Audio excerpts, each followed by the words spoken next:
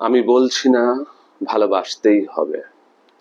আমি চাই কেউ একজন আমার জন্য অপেক্ষা করুক, শুধু ঘরের ভিতর থেকে দরজা খুলে দেবার জন্য। বাইরে থেকে দরজা খুলতে খুলতে আমি এখন ক্লান্ত। আমি বলছি না ভালোবাসতেই হবে। আমি চাই কেউ আমাকে খেতে দিক। আমি হাত পাখা নিয়ে কাউকে আমার পাশে বসে থাকতে বলছি না। আমি জানি এই ইলেকট্রিকের যুগ নারীকে মুক্তি দিয়েছে স্বামী সেবার দায় থেকে।